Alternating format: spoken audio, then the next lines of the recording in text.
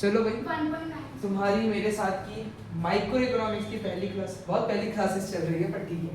देखो भाई, ये देखो तुमको पता ही है भाई कि अब ये बहुत टाइम पास है कि हर फील्ड में खुद का लैंग्वेज होता है, खुद का थिंकिंग होता है। मैथमेटिक्स अलजेब्रा में बात करते हैं, साइंस एक्सपेरिमेंट पे account profit and loss. Economics भी अलग नहीं है, इकोनॉमिक्स भी जैसे डिमांड सप्लाई मार्केट इन पे बात करता है। ये सब हम समझने वाले हैं। इस बुक से तुम लोग इकोनॉमिस्ट का थिंकिंग का तरीका जानोगे और मतलब एक दिन में मैथमेटिशियन नहीं बन सकते तो एक दिन में इकोनॉमिस्ट नहीं बनोगे, लेकिन समझोगे वो इंट्रोडक्शन। इकोनॉमिक्स का मीनिंग तुमको पता है कि एक सोशल साइंस है जो कि वेज चूज करता है कि भाई किस तरीके से सोसाइटी जो है ओके लाइट का रिफ्लेक्शन आ रहा है तो लाइट अपने बंद कर देते हैं, चलेगा? नींद तो नहीं आएगी? आएगी तो बता देना कि सोसाइटी जो है, सोसाइटी किस तरीके से अपने लिमिटेड रिसोर्सेज को चूज करती है जिनके ऑल्टरनेटिव यूजेस है और उसको चूज करती है कि कैसे हमें गुड्स और सर्विस बनाना और कैसे डिस्ट्रीब्यूट करना है डिफरेंट ग्रुप ऑफ पीपल। हमें पता है क्यों सोशल साइंस बोलते हैं, हमें ये भी पता है कि एग्जैक्ट साइंस नहीं है पर इसलिए सोशल साइंस बोलते हैं। तो इकोनॉमिक्स में हम लोग चॉइसेस करते हैं in the presence of scarcity. Basically human behaviour study करते हैं बिटवीन मींस एंड एंड, मतलब कि रिसोर्सेज और ह्यूमन वांट के बीच में। और इकोनॉमिक्स जो है वो इंश्योर करता है कि रिसोर्सेज जो है बेस्ट पॉसिबल मैनर में यूटिलाइज हो सके। फिर हमने देखा था पॉजिटिव इकोनॉमिक्स और नॉर्मेटिव इकोनॉमिक्स का। स्टैटिस्टिक्स करवाने का रीजन ये था कि ये चैप्टर में ये सारी बातें वापस ना करनी पड़े, क्योंकि इसमें थोड़ा डायरेक्ट है। स्टैटिस्टिक्स में थोड़ा एक्सप्लेनेटरी वे में था, ये डायरेक्ट वे में था। तो पॉजिटिव इकोनॉमिक्स जो है फैक्ट के ऊपर स्टडी करता है, वो चीजों को समझता है जैसी वो चीजें हैं। कि पॉजिटिव इकोनॉमिक्स जो है deals with what are the economic problems and how they are actually solve. और पॉजिटिव इकोनॉमिक्स होता है न्यूट्रल होता है एंड के बीच में, मतलब हमारी बॉन्ड्स के हिसाब से वो न्यूट्रल होता है। ये क्या बात है यहाँ पे आराम से समझेंगे। पॉजिटिव इकोनॉमिक्स जो होता है वो बहुत न्यूट्रल रहता है with respect to ultimate end. Economic value judgement को वो क्या करता है, अवॉइड करता है। जैसे कि पॉजिटिव इकोनॉमिक थियरी जो है ना वो डिस्क्राइब कर रही है कि मैन्युफैक्चरिंग और सेल ऑफ सिगरेट जो है इंजरियस है, बट वो कोई इंस्ट्रक्शन नहीं दे रही है कि भाई क्या फॉलो करना चाहिए जिससे सिगरेट अवॉइड करें।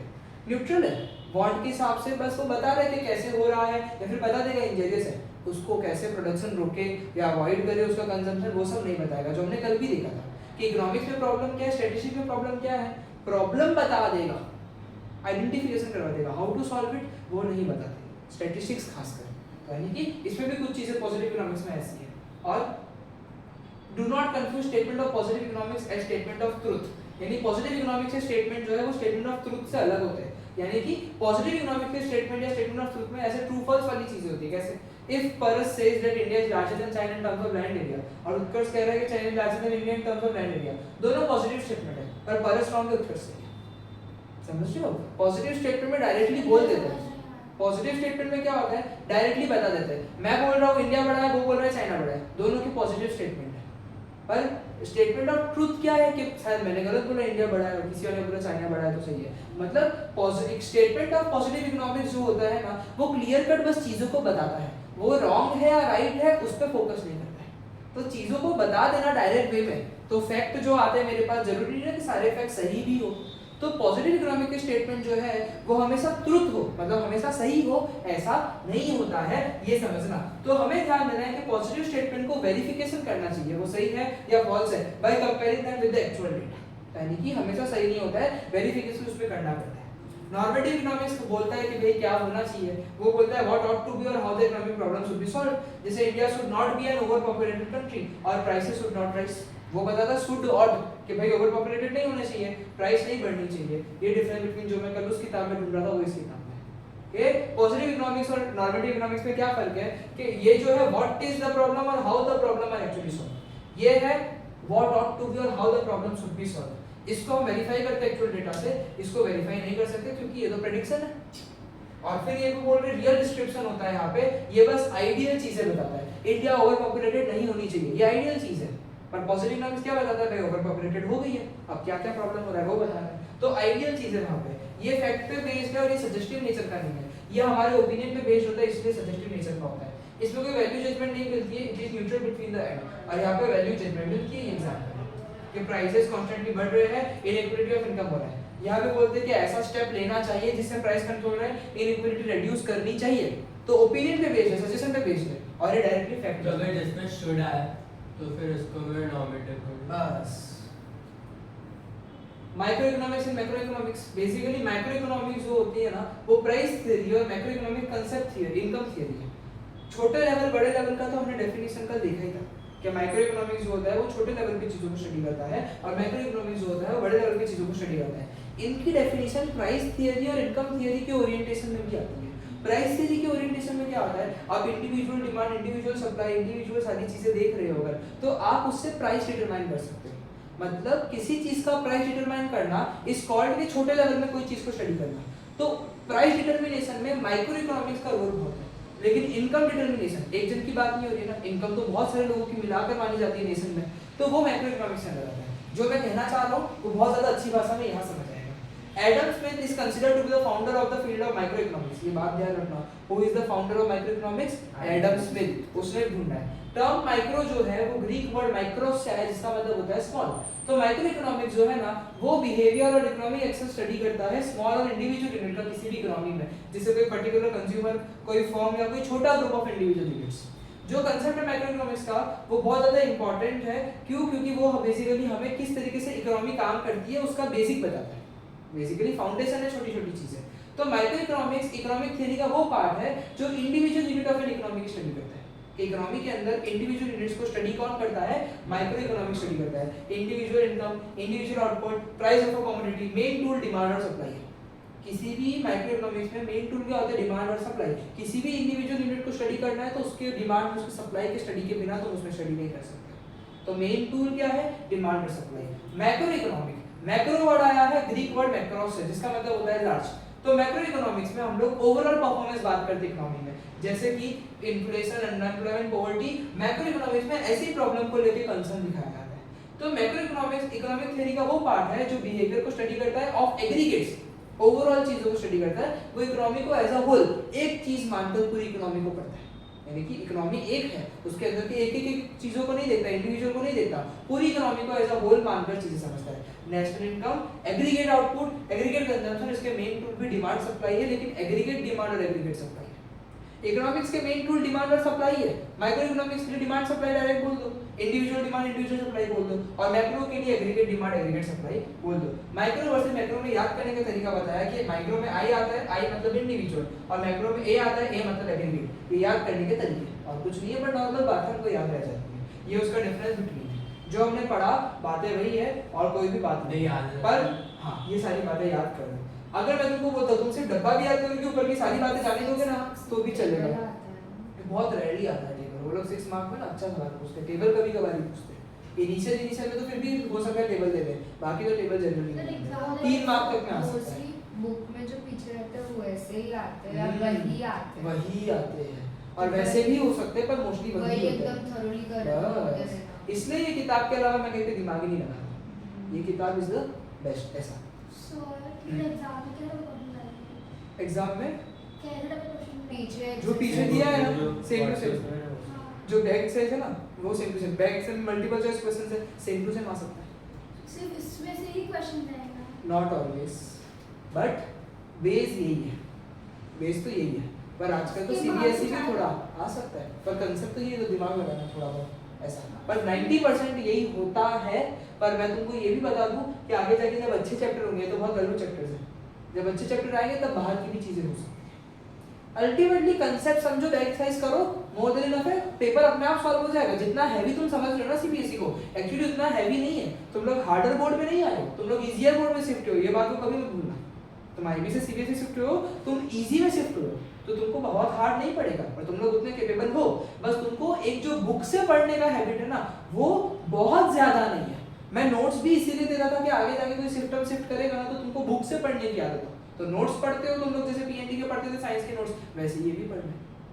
तो बस इसका कंटेंट थोड़ा ज्यादा है, थोड़ा ज्यादा है, तो पर हो जाता है, मैं सही बोलूं हो जाता है। और अगर तुमको अभी भी तकलीफ लग रहा है ना तो मैं तुम्हारे लिए नोट्स बना देता हूं, तुम लोगों के लिए एकदम शॉर्ट नोट्स बना देता हूं कि जो बैक के क्वेश्चन करने हैं वो तो करनी है, ये आगे की इतनी थियरी देख के अगर डर लग रहा है तो इसको शॉर्ट में कंपाइल करके दे देता हूं तुम लोग को। तो तुम लोग को ऐसे नोट्स किया देते तो वैसे कर लो, अल्टीमेटली तुम्हारे ऊपर है। तो तुम मुझे 1 वीक दो, 1 वीक में तुमको इसके फर्स्ट पार्ट की नोट्स में दे दूंगा तुम लोगों को, तो उस तरीके से कर लेना। सर पीए की PT1 जितना इसमें कहां तक आएगा चैप्टर? नॉर्मली 3 से 4 चैप्टर आते हैं, हमारे 5 है, हमारे में 3 से 4 जो पहला 40 मार्क का होगा। मोस्टली मुझे लगता है 3 या 4 में से ही कुछ हर एक सब्जेक्ट का। हां हर एक सब्जेक्ट। तो ये देखो इको में तो 8 है टोटल। मतलब स्टैट और वो मिला कर हुआ, मतलब स्टैट के भी 3-4 चैप्टर होंगे, तुम्हारे भी होंगे। 40 मार्क का पेपर है तो 20 मार्क का स्टैट, 20 मार्क का माइक्रो रहता है, ऐसा एक ही पेपर रहता है इकोनॉमिक्स का, बस बुक दो। देखो मीनिंग और टूल्स तुमको पता है। Basic objective basically micro economics में प्राइस डिटरमाइन करना होता है, और यहाँ पे इनकम और एम्प्लॉयमेंट लेवल डिटरमाइन करनी होती है। यहाँ पे एग्रीगेशन नहीं होता है, मतलब तुम चीजों को बहुत बड़े लेवल पे नहीं समझते हो, यहाँ पे बड़े लेवल पे समझते हो। लो एग्रीगेशन लिख सकते हैं। हाँ, या फिर वेरी लिमिटेड एग्रीगेशन लिख सकते हो, लिमिटेड ज्यादा अच्छा वर्ड है। बेसिक असम्पशन क्या है, जब माइक्रो इकोनॉमिक्स पढ़ते हो ना तो ऐसा मानते हो मैक्रो इकोनॉमिक्स की चीज क्या है, कांस्टेंट है, कंट्रोल्ड वेरिएबल टाइप। कि जब माइक्रो इकोनॉमिक्स पढ़ रहे हो तो मैक्रो इकोनॉमिक्स की चीजें कांस्टेंट है, मैक्रो के वेरिएबल्स कांस्टेंट है। मैक्रो के वेरिएबल जैसे income, national income, consumption, saving, बड़े लेवल की चीजें कांस्टेंट है। और जब मैक्रो इकोनॉमिक्स पढ़ रहे हो तो माइक्रो की चीजें क्या है, माइक्रो वेरिएबल कांस्टेंट है, कि house hold income, house hold in demand, house hold supply, ये सारी चीजें क्या है, कांस्टेंट है। ऐसा other name micro economics important है ये बहुत ज्यादा, this is very important. Micro economics को प्राइस थियरी भी कहते हैं, और मैक्रो इकोनॉमिक्स को इनकम और एम्प्लॉयमेंट थियरी भी कहते हैं। और एग्जांपल तुमको पता है, दोनों इंटरडिपेंडेंट है, इंटरडिपेंडेंस है, इंटरडिपेंडेंट नहीं है, सॉरी इंटरडिपेंडेंस है। माइक्रो भी मैक्रो पे डिपेंड करता है, मैक्रो भी मैक्रो पे डिपेंड करता है, दोनों इंडिविजुअली काम नहीं कर सकते। तो इंडिपेंडेंट भी है, इंटरडिपेंडेंट भी है, दोनों कनेक्टेड है इस तरीके से। माइक्रो इकोनॉमिक्स डिपेंड करता है मैक्रो इकोनॉमिक्स पे, मैक्रो इकोनॉमिक्स डिपेंड करता है मैक्रो इकोनॉमिक्स पे। कैसे?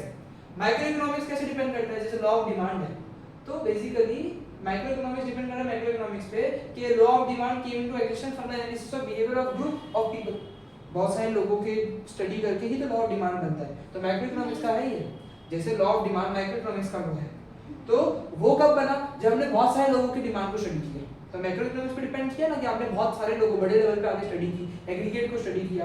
प्राइस कैसे प्राइस इन्फ्लुएंस होती है bye general price level prevailing in the economy, कि इकोनॉमी में क्या प्राइस लेवल चल रहा है, उसके हिसाब से इंडिविजुअल प्राइस भी हम लोगों को डिटरमाइन करनी पड़ती है। कि फॉर एग्जांपल नूडल्स का ब्रांड बना रहा हूं सिमिलर टू मैगी, मैंने बोल दिया कि मैगी बना दी मैंने फॉर एग्जांपल, तो अब मैं देख रहा हूं कि मैगी ईपी ऐसा तो 15-15 रुपए का पैकेट बिकता है, अब मैं मेरी मैगी 50 में बेच सकता हूं क्या? तो इकोनॉमी के प्राइस लेवल को देख के मैंने इंडिविजुअल प्राइस सेट किया ना, तो मैं माइक्रो में खेल रहा था, लेकिन मुझे देखना किसको पड़ा, मैक्रो को देखना पड़ा। तो जनरल प्राइस लेवल नहीं हाँ मैं माइक्रो में था, मेरे को मैक्रो को देखना पड़ा, सही बोला कि इकोनॉमी में क्या प्राइस प्रिवेल हो रहा है, मतलब क्या प्राइस चल रहा है, उसके हिसाब से इंडिविजुअल भी प्राइस डिटरमाइन होती है। तो this is how micro economics depend on the macro economics. But how macro economics depend on macro economics, ये बहुत इजी है। पूरे का कब पता चलेगा, जब एक एक का पता चलेगा तभी तो पूरे का पता चलेगा। पीसीआई जैसा, पीसीआई पर कैपिटल। हाँ, तो मतलब कि सबका पता चलेगा। शॉर्ट फॉर्म बहुत यूज कर रहे हो तुम लोग, हम लोग शॉर्ट फॉर्म जल्दी से बोलते नहीं है। तो पूरे का पता चलेगा कब, जब एक एक का पता चलेगा। तो यानी कि नेशनल इनकम जो है वो क्या है, सबकी इनकम का टोटल है। एग्रीगेट डिमांड क्या है, सबकी डिमांड का सम है, ऐसा। तो ये दोनों एक दूसरे पे डिपेंड करते हैं, इंटरडिपेंडेंसी दिखाते हैं। छोटे छोटे ये क्वेश्चंस हैं, मुझे पसंद है इसीलिए किताब है, क्योंकि एक एक पॉइंट को क्लैरिटी रखते हैं। माइक्रो मैक्रो पैराडॉक्स, पैराडॉक्स को तुमको पता है, पैराडॉक्स क्या होता है, कॉन्ट्राडिक्टरी स्टेटमेंट। तुम्हारे उसमें फिगर ऑफ स्पीच हुआ करती होगी पैराडॉक्स करके, पैराडॉक्स एंटी पैराडॉक्स। इंग्लिश बहुत इंप्रूव हो रही है, तो जो इधर आते हैं वही सब इंप्रूव है। तो पैराडॉक्स जो है ना, ये क्या करता है, एब्सर्ड या कॉन्ट्राडिक्टरी स्टेटमेंट होता है, बट वो होता सही है। समटाइम्स माइक्रो मैक्रो में पैराडॉक्स देखने मिलता है, मतलब कुछ चीजें जो है वो इंडिविजुअल को तो फायदा दे सकती है, लेकिन पूरी नेशन को क्या कर सकती है, नुकसान दे सकती है। मतलब माइक्रो मैक्रो पैराडॉक्स में क्या समझाना चाह रहे हैं कि कुछ चीजें शायद माइक्रो में बेनिफिशियल है पर मैक्रो लेवल पे वो बेकार है। कि जैसे for example if an individual saves, family को तो बेनिफिट होगा, पर अगर सब लोग सेव करने लग गए तो सारा डिमांड, आउटपुट, एम्प्लॉयमेंट इनकम सब कम हो जाएगा।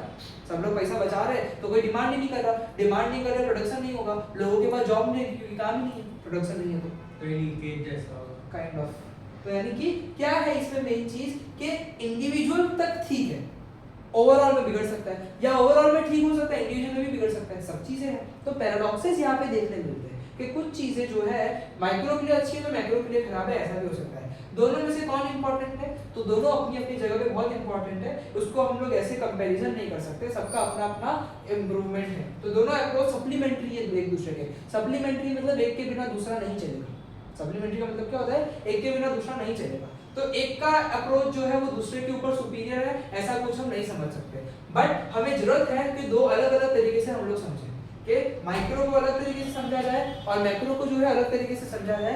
ये बहुत ज्यादा नीड है, क्योंकि इकोनॉमी को एज अ होल स्टडी करने के लिए पहले इकोनॉमी को एज अ इंडिविजुअल स्टडी करना बहुत जरूरी है। अब पूरी क्लास का क्या रिजल्ट है उसको समझने के लिए एक एक बच्चों का रिजल्ट जानना पड़ेगा। तो सेपरेशन का नीड क्यों है? क्योंकि मेन एम है होल में स्टडी करना, लेकिन इंडिविजुअल की स्टडी करे बिना होल की स्टडी नहीं हो सकती। तो माइक्रो मैक्रो दोनों की दोनों जो है बहुत ज्यादा जरूरी है। फिर आती है सेंट्रल प्रॉब्लम। इकोनॉमी में प्रॉब्लम एक तो रिसोर्सेज का मैंने तुम्हें साथ कल बहुत डिटेल में डिस्कस किया कि भाई रिसोर्सेज लिमिटेड है, अल्टरनेटिव यूजेस है और ह्यूमन बॉन्ड अनलिमिटेड है। तो प्रॉब्लम हमारे पास इकोनॉमी में और भी प्रॉब्लम्स आती है। जैसे इकोनॉमी में बहुत सारी प्रॉब्लम्स है, कुछ मेन प्रॉब्लम्स है जो हर एक इकोनॉमी फेस करती है कि क्या बनाए, कैसे बनाए, किसके लिए बनाए, ये सबसे बड़ी प्रॉब्लम है। और सारी दूसरी प्रॉब्लम जो है ना वो इन्हीं के ऊपर है। और ये जो तीनों प्रॉब्लम है ना रिसोर्सेज के एलोकेशन से ही डिराइव हुए कि रिसोर्सेज एलोकेट करना है तो क्या बनाए, कैसे बनाए, क्यों बनाए, किसके लिए बनाए। तो ये मेन चीजें है कि एलोकेशन ऑफ रिसोर्सेज मतलब स्कैर्स रिसोर्सेज को हमें कैसे एलोकेट करना है, लोगों को असाइन करना है कि मैक्सिमम वांट भी सेटिस्फाई हो सके और काम भी हो सके। वांट तो अनलिमिटेड है, तो यानी कि तीन प्रॉब्लम यहाँ पे आ गई है। तो आओ पहली प्रॉब्लम है व्हाट टू प्रोड्यूस, क्या बनाना है। इसमें प्रॉब्लम आती है कि हमें कौन सा गुड्स और सर्विस सिलेक्ट करना है जिसको मैं प्रोड्यूस करूं, कितनी क्वांटिटी प्रोड्यूस करूं, ये सब हमें सीखना है। क्योंकि इकोनॉमी में रिसोर्सेज लिमिटेड है तो हम लोग सारे के सारे गुड जो हमें चाहिए प्रोड्यूस नहीं कर सकते। और यूजुअली मोर ऑफ वन और service, more of one good और service usually mean less of other. कोई एक चीज का प्रोडक्शन ज्यादा है तो दूसरी चीज का प्रोडक्शन क्या होगा, कम रहेगा। फॉर एग्जांपल यहाँ पे मैथ्स और साइंस में दो चीजें पढ़ा रहा था। अगर मैथ्स का ही डिमांड इतना ज्यादा है, अगर मैं सिर्फ मैथ्स ही मैथ्स करवाता रहूं तो साइंस का डिमांड कैसे रहेगा। यानी तुम लोगों को पता है कि तुम सारे के सारे बच्चे मैथ्स के लिए हाँ करते हो। अगर मैं मैथ्स ही मैथ्स कराता रहूं, इसका मतलब एक चीज का ज्यादा रिसोर्स तुमको मिला तो दूसरी जगह पे साइंस का क्या हो जाएगा, कम हो जाएगा। यानी कि एक चीज रिसोर्स बढ़ गई तो दूसरी चीज अल्टीमेटली लेस जाती है। तो ये भी प्रॉब्लम है। जैसे शुगर का ज्यादा पॉसिबल होगा प्रोड्यूस करना जब मैं दूसरे गुड्स का प्रोडक्शन कम कर दूं, ज्यादा वॉर गुड का पॉसिबल होगा जब मैं सिविल गुड्स का प्रोडक्शन कम कर दूं। तो प्रॉब्लम क्या है, रिसोर्सेज लिमिटेड है तो सब चीजों का गुड का अपना अपना इंपॉर्टेंस है, सब कुछ बराबर लेवल में बनाना चाहिए। तो प्रॉब्लम ये है कि बनाए क्या और कितनी क्वांटिटी में बनाए। सर तीन टाइप के गुड्स क्या होता है, वॉर गुड, सिविल गुड्स और ऐसे नहीं डिटरमाइन करते, मतलब ऐसे वॉर गुड सिविल गुड बोलते हैं पर नॉर्मली जो है इंफीरियर गुड, सुपीरियर गुड्स और कॉम्प्लीमेंट्री गुड्स, लग्जरियस गुड ऐसे बोला जाता है। बाकी ऐसे वॉर गुड सिविल गुड में ऐसे टाइप बताने के लिए बताते हैं पर ऑन बुक्स ऐसा कुछ मेंशन नहीं है कि there are types of on basis of this करके। अब देखो problem of what to produce के भी दो एस्पेक्ट है, क्या बनाऊं और कितना बनाऊं, ये दो प्रॉब्लम है। सबसे पहले तो क्या बनाना। फॉर एग्जांपल मैं सोच रहा था कि मैं क्या सर्विस प्रोवाइड करूं, तो मैंने सारे सर्विस में से सोचा कि टीचिंग करूं। अब किनको करूं वो भी तो सोचना पड़ेगा ना। तो पहला है कि क्या करें, फिर किसका करें, कितना करें। तो क्या बनाया जाए, तो इकोनॉमी में डिसाइड करना पड़ता है कि भाई कंज्यूमर गुड बनाओ कि नहीं बनाओ। ये एक टाइप होती है कि कंज्यूमर गुड होती है, कैपिटल गुड होती है, दो गुड्स होती है। कंज्यूमर गुड यानी कि तो डायरेक्टली कंज्यूमर कंज्यूम कर लेता है, यूटिलाइज कर लेता है, वैसा। या कि कैपिटल गुड बनाओ कि मशीन इक्विपमेंट जो लंबे समय तक जो है बिजनेस में चलेगी और लंबे समय तक वो मदद करती है। कंज्यूमर गुड्स कैसे होते हैं, उनकी सेटिस्फेक्शन वन टाइम होती है। जैसे कि फॉर एग्जांपल खाने की चीज है, खा लिया सेटिस्फेक्शन हो गया, खत्म।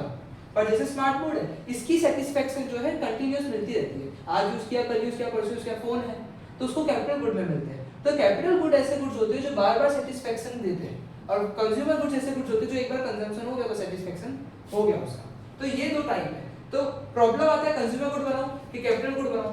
अब फिर उसमें भी डिटरमाइन करना पड़ता है कि सिविल गुड बनाओ कि वॉर गुड बनाओ। सिविल गुड यानी ब्रेड बटर, वॉर गुड यानी कि गन, टैंक वगैरह वगैरह। तो ये सब के बीच में चॉइस करना बहुत मुश्किल है। अब अगर चॉइस कर लिया कि भाई कौन सा गुड मेरे को बनाना है तो ये समझना पड़ता है कि कितना क्वांटिटी में बनाना है। यानी कि हमें डिसाइड करना पड़ता है कि कितनी क्वांटिटी प्रोड्यूस करूं, कंज्यूमर कैपिटल गुड्स की कि सिविल वॉर गुड्स की, या फलाना ठिकाना, सारी प्रॉब्लम है। तो ये चीज है। दूसरा आता है हाउ टू प्रोड्यूस। अब पता चल गया कि भाई क्या बनाना है, कितना बनाना है, तो आता है हाउ टू प्रोड्यूस। यानी कि जो मैंने कल तुम्हारे साथ डिस्कस किया था LIT और CIT, that is labour intensive technique और कैपिटल इंटेंसिव टेक्निक। मैंने तुमको बताया था लेबर इंटेंसिव टेक्निक में ज्यादा लेबर होता है, कैपिटल कम होता है, मतलब पैसों का इस्तेमाल कम होता है in the form of machines. और टेक्नोलॉजी मशीन्स बहुत कम है और मैनुअल वर्क ज्यादा है, ये लेबर इंटेंसिव टेक्निक में। जबकि कैपिटल इंटेंसिव टेक्निक में कैपिटल ज्यादा है, मतलब मशीन ज्यादा है। यहाँ पे कैपिटल का मतलब सिर्फ पैसा नहीं है, इधर कैपिटल टेक्नोलॉजी को भी बताता है, यहाँ पे कैपिटल जो है मशीन्स को भी बताता है कि मशीन्स टेक्नोलॉजी, लोगों का काम जो है लेस लेबर यूटिलाइजेशन, लोगों का काम कम है और मशीन्स का यूज ज्यादा है। तो कौन सी टेक्निक से बनाया जाए। अब इंडिया जैसी कंट्री में जो है, in India labour intensive technique जो ज्यादा प्रेफर है क्योंकि लोग इतने ज्यादा भरे पड़े। पर यूएसए, इंग्लैंड, यहाँ पे जो है लेबर की कमी और पैसा बहुत ज्यादा है, तो यानी कि कैपिटल का अबंडेंस बहुत ज्यादा है, मशीन सबके काम ज्यादा करते हैं। तो यानी कि ये कहानी है। अब चलो समझ लो कि क्या बनाना है पता चल गया, कितना बनाना है पता चल गया, किस तरीके से बनाना है पता चल गया। अब किनको देना है, किनके लिए, वो भी तो है। कि प्रॉब्लम ऐसा है कि जब गुड्स बनेगा, गुड्स और सर्विस आप बना रहे हो, तो इसका डिस्ट्रीब्यूशन करना है हमें इकोनॉमी के अंदर, तो मुझे ऐसी कैटेगरी का सिलेक्शन करना है जो मुझे फायदा करे, या फिर ऐसे कैटेगरी को पता करना है कि हमने जो गुड बनाया है वो कंज्यूम करें। जैसे कि मुझे गुड बनाना है पुअर के लिए, या गुड बनाना है लेस रिच के लिए, मतलब पुअर या लेस रिच, या मोर रिच और लेस पुअर के लिए बनाना है, उस तरीके से मैं सोच रहा हूँ। तो गुड किन के लिए बनाना है वो भी एक बहुत ज्यादा तकलीफ है। अब जैसे for example we are producing service, तो हम लोग सर्विस प्रोड्यूस कर रहे हैं फॉर अबोव एवरेज, मतलब जो अबोव मिडिल एज नहीं क्या बोलते हैं, मिडिल इनकम के पीपल से अबोव वालों को प्रेफर करते हैं, क्योंकि फाउंटेन हेड, जीडी गोइंका, ये सारे कैसे अपर मिडिल क्लास, बेसिकली वो टर्म नहीं आता, अपर मिडिल क्लास को वी आर टारगेटिंग। क्यों? क्योंकि हमें पता है कि फॉर एग्जांपल तुम्हारी फी जितनी है उतनी फी मुझे कोई सरकारी स्कूल का बच्चा नहीं दे सकता, तो we are targeting a particular section. वैसे ही जो गुड बनाया जाता है वो भी एक पर्टिकुलर सेक्शन को टारगेट करके बनाया जाता है, कि रिच के लिए बनाना है, पुअर के लिए बनाना है। अब फॉर एग्जांपल मैं कार बना रहा हूँ, अगर जैसे मैं टाटा का एग्जांपल दूं, उन्होंने तो उन्होंने किसके लिए बनाया, थोड़े बिलो लोगों के लिए बनाया, जो टू व्हीलर है वो कार में शिफ्ट हो जाएंगे, और थोड़े से जिनके पास पैसे तो टाटा में और उनकी जो अलग अलग कार्स है वो ले सकते हैं। पर लैम्बोर्गिनी, BMW, मर्सिडीज, इन्होंने किसके लिए बनाया, अपर मिडिल क्लास के लिए बनाया, कि भाई हम लोगों को उनको टारगेट नहीं करना है। तो अपने टारगेट के हिसाब से फिर मेरे प्रोडक्ट में भी तो चेंज करना पड़ता है ना। और सरकारी स्कूल को बच्चों को स्मार्ट बोर्ड से पढ़ाया जाएगा, ऐसे कोई वो नहीं कर रहा डिस्क्रिमिनेशन, बट एक नॉर्मल बात बता रहा हूँ कि उनके स्कूल्स में होते हैं क्या स्मार्ट बोर्ड, नहीं। तो पर सारी चीजें तो जो आप प्रोड्यूस कर रहे हो ना, तो वो भी किन के लिए कर रहे हो उस हिसाब से आपको बदलना पड़ता है। अब लैम्बोर्गिनी और फरारी में जिस तरीके का मैकेनिज्म है, जिस तरीके की कंफर्ट है, जिस तरीके की टेक्नोलॉजी है, सब कुछ अंदर है, वो क्या तुमको टाटा की कार में दिखेगी? नहीं दिखेगी। तो फॉर होम टू प्रोड्यूस भी बहुत ज्यादा जरूरी है कि आपको क्वालिटी कैसी रखनी है वो बता सके। तो ये चीज है। अब देखो प्रॉब्लम तो दो कैटेगरी में, पर्सनल डिस्ट्रीब्यूशन, फंक्शनल डिस्ट्रीब्यूशन बोल सकते हैं। बेसिकली नेशनल इनकम को कैसे लोगों के बीच में डिस्ट्रीब्यूट कर रहा हूं, और यहाँ पे फंक्शनल डिस्ट्रीब्यूशन में है कि कौन से फैक्टर ऑफ प्रोडक्शन को टोटल नेशनल इनकम का कितना हिस्सा मिलने वाला है। दो प्रॉब्लम ये भी है कि पर्सनल डिस्ट्रीब्यूशन है, फंक्शनल डिस्ट्रीब्यूशन का प्रॉब्लम है। पर्सनल डिस्ट्रीब्यूशन यानी कि जो भी नेशनल इनकम है तो लोगों को उस इनकम का कितना पार्ट मिल रहा है, और फंक्शनल डिस्ट्रीब्यूशन क्या है कि कौन से फैक्टर ऑफ प्रोडक्शन को कितना पार्ट मिल रहा है, कि लैंड को ज्यादा मिल रहा है क्या, कि लेबर को ज्यादा मिल रहा है क्या, एंटरप्रेन्योर को ज्यादा मिल रहा है क्या, ऐसा सब।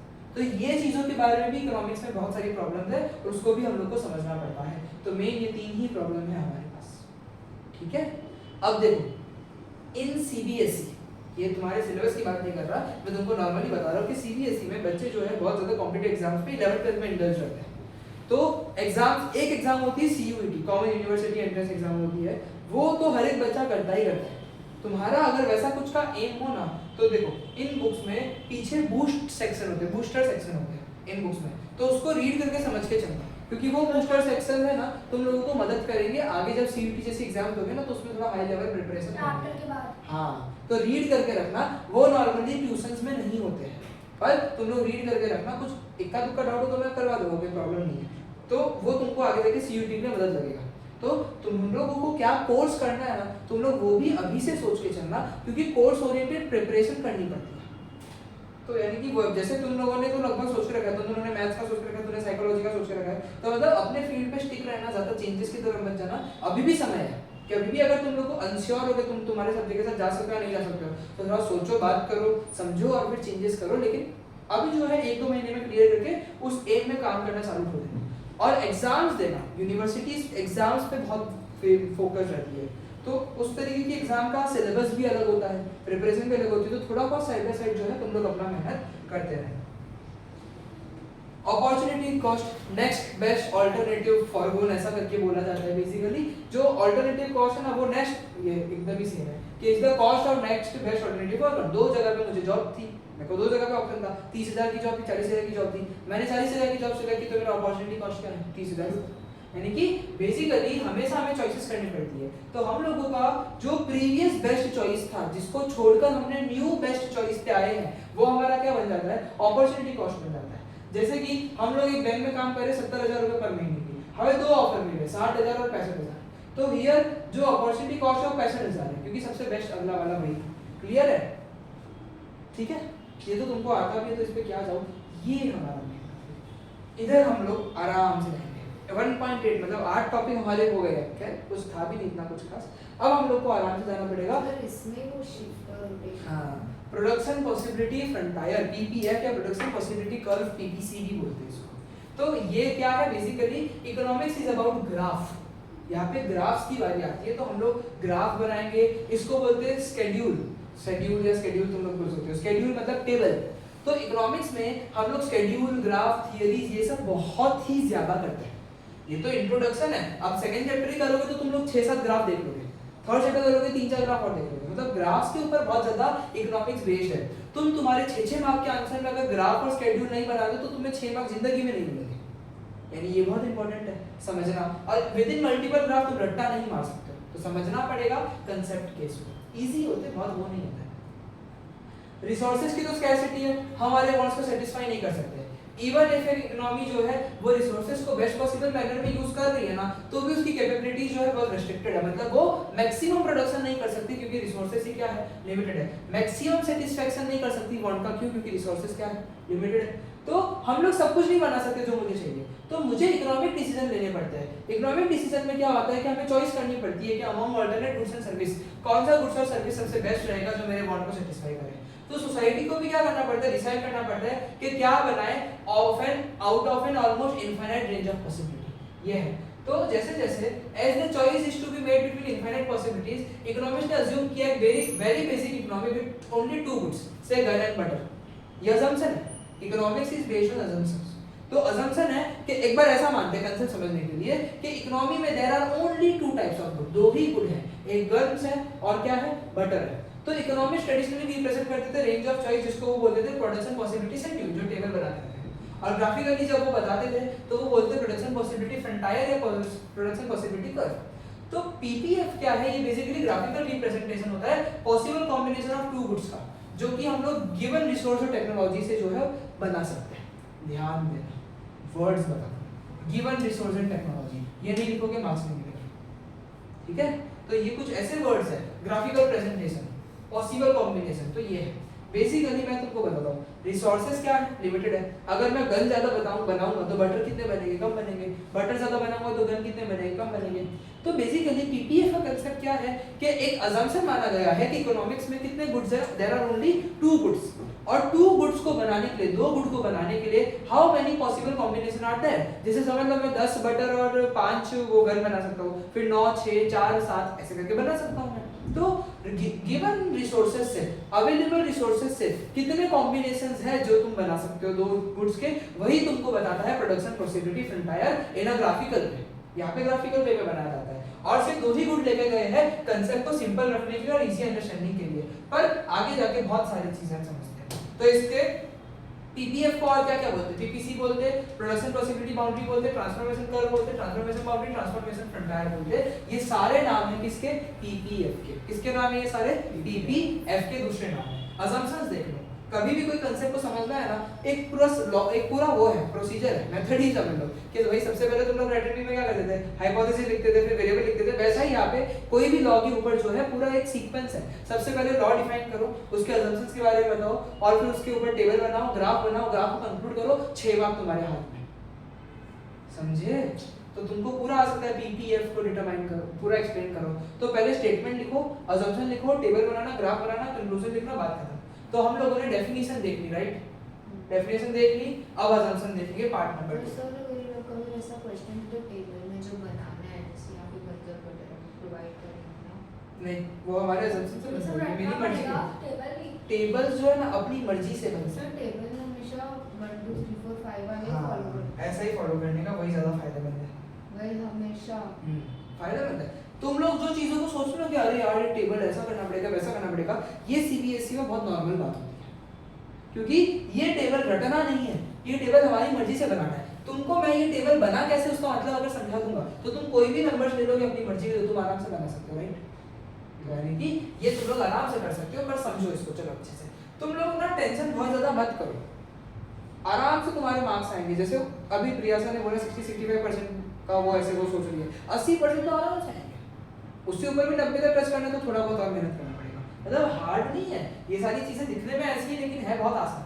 अब देखो खुद से बनाना है, एक्चुअली कुछ भी रखना नहीं, टेबल लेवल में अमाउंट ऑफ रिसोर्सेज, ये असम्पशन है, अमाउंट ऑफ रिसोर्सेज फिक्स है और इन रिसोर्सेज को ट्रांसफर कर सकता हूं। मतलब सेम रिसोर्सेज है जो मैं गन और बटर में यूज कर रहा हूं, और वो रिसोर्सेज क्या है, फिक्स है, ज्यादा नहीं होगा रिसोर्सेज, कभी भी। और विद द गिवन रिसोर्सेज जो भी गुड प्रोड्यूस कर सकते हैं, रिसोर्सेज फुल्ली और एफिशिएंटली यूटिलाइज हो रहा है, वेस्टेज ऑफ रिसोर्सेज नहीं हो रहा है। अगर वेस्टेज ऑफ रिसोर्सेज है तो मैक्सिमम प्रोडक्शन हो पाएगा, नहीं हो पाएगा। तो हम ऐसा मान के चलते हैं कि भाई यहाँ पे जो रिसोर्स है फुल्ली और एफिशिएंटली यूटिलाइज हो रहे हैं, और रिसोर्सेज इक्वली एफिशिएंट नहीं है, ये खास बात है।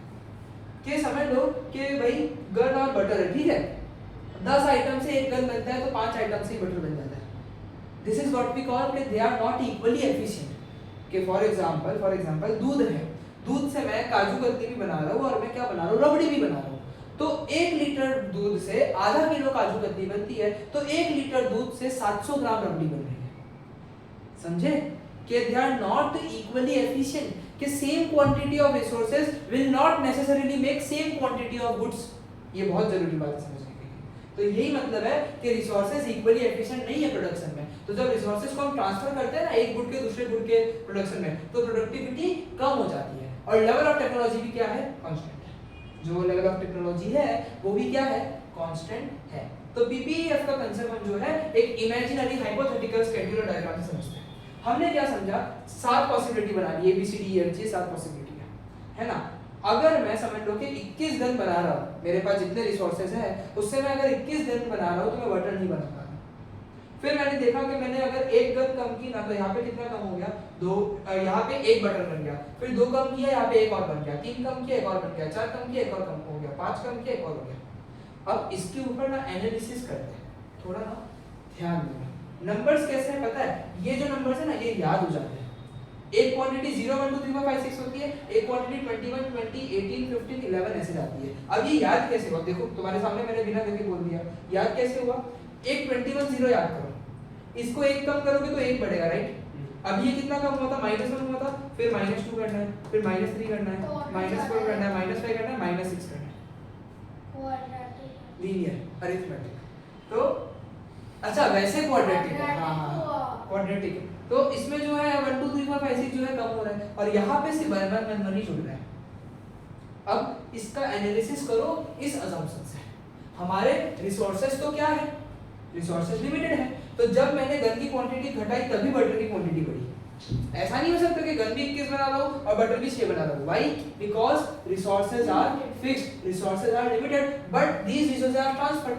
जैसे जैसे बटर बना रहा हूँ तो इसके रिसोर्सेज इसका इस्तेमाल हो रहा है ना, यानी जो रिसोर्सेज को मैं गन बनाने में यूज कर रहा था वो रिसोर्सेज को मैं बटर बनाने में यूज कर रहा हूँ। That is the resources can be transferred with the help of given resources. हम 2 ही गुड बना सकते हैं, रिसोर्सेज ट्रांसफर कर सकते हैं, फुल्ली एफिशिएंटली यूटिलाइज हो रहा है, लेकिन प्रोडक्टिविटी डिक्रीज हो रही है। तुमने देखा एक बटर बनाना था, एक ही गन का क्वांटिटी कम करना पड़ा, 2 बटर बनाना है, टोटल में तो 3 कम हो गया ना। पहले एक कम करके, ध्यान देना मेरी बात को, मैथमेटिकल बात है, पहले एक गन को कम किया तो एक बटर बना, एक और बटर बनाने के लिए मुझे 2 गन कम करने पड़े, और उसके बाद एक और बटर बनाने के लिए मुझे 3 और गन कम करने पड़े, उसके बाद एक और बटर बनाने के लिए मुझे 4 और गन कम करने पड़े। प्रोडक्टिविटी डिक्रीज हो गई। जो प्रोडक्टिविटी पहले बहुत अच्छी थी कि एक गन कम करो एक बटर बन जाएगा, वो प्रोडक्टिविटी क्या हो गई, कम हो गई। तो रिसोर्सेज का ट्रांसफर तो पॉसिबल है, लेकिन हमें पता है कि इक्वली एफिशिएंट नहीं होते रिसोर्सेज। तो जैसे ही आप ट्रांसफर कर रहे हो आपको प्रोडक्टिविटी डिक्रीज हो गई। ये सारे असम्पशन का एक्सप्लेनेशन है यहाँ पे। तो यानी कि प्रोडक्टिविटी क्या हो गई, डिक्रीज हो गई। टेक्नोलॉजी सेम है, वो हम मान के चलते हैं। एमओसी क्या होता है, एमआरटी क्या होता है, सब कुछ समझाता हूं। एमओसी का मतलब होता है मार्जिनल अपॉर्चुनिटी कॉस्ट। थोड़ा समय देना इस चैप्टर को, अब इस जगह से थोड़ा समय देना तो चैप्टर 2 में 3 में प्रॉब्लम नहीं आएगा। एमओसी मतलब marginal opportunity cost. What do you mean by marginal? Marginal का बहुत ज्यादा मतलब है यहाँ पे। मार्जिनल का मतलब क्या होता है, एक और बढ़ाने के लिए कितना कुछ करना पड़ा, एक और करने के लिए कितना कम करना पड़ा। ऐसा मैं तुमको एक एग्जांपल देता हूँ,